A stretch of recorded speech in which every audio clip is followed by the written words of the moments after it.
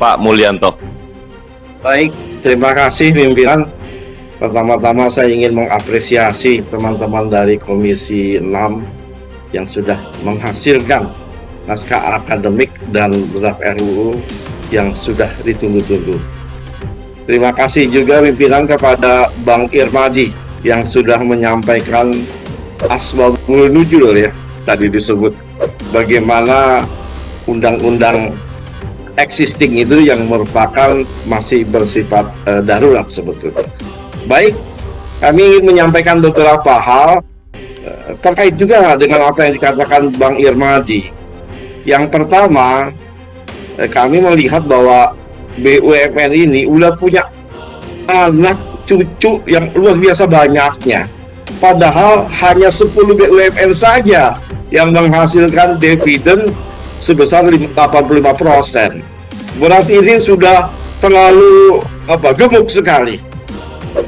Dan terutama memang ini soal anak perusahaan. Ini statusnya perlu diperjelas. Tadi Bang Irmadi masih menyatakan bahwa definisinya nggak berbeda jauh dengan yang sebelumnya. Padahal di sinilah letak masalah.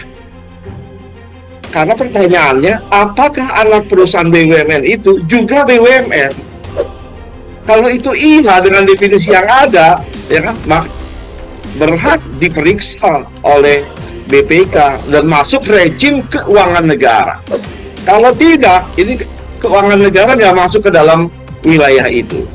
Jadi persoalan anak perusahaan ini harus betul-betul diklarifikasi dengan baik. Yang kedua adalah status barang milik negara, BMN, di dalam BUMN. Jadi ini ada dua istilah nih, BMN, barang milik negara, di dalam BUMN. Nah, kalau barang milik negara di BUMN ini harus selalu mendapat pengawasan dari negara. Makanya tidak boleh dipindahkan anak perusahaan. Nah, ini kan di Tenggareng terjadi pemindahan dengan mudah, padahal itu adalah barang negara. Jadi ini harus betul-betul clear pengawasannya. Jadi saya sepakat sekali dengan Bang Irmadi, memang persoalan MN-nya itu, milik negaranya itu yang harus diperhatikan. Baik uang, orang, barang, mengalir itu betul-betul disorot, difokuskan. Yang terakhir, yang ketiga, ini di dalam Undang-Undang Cipta Kerja sudah pernah dimasukkan, walaupun terakhir-akhir ini dicabut, di Undang-Undang RUU EBT, energi baru terbarukan. Seingat saya juga ada klausul tentang BUMN khusus.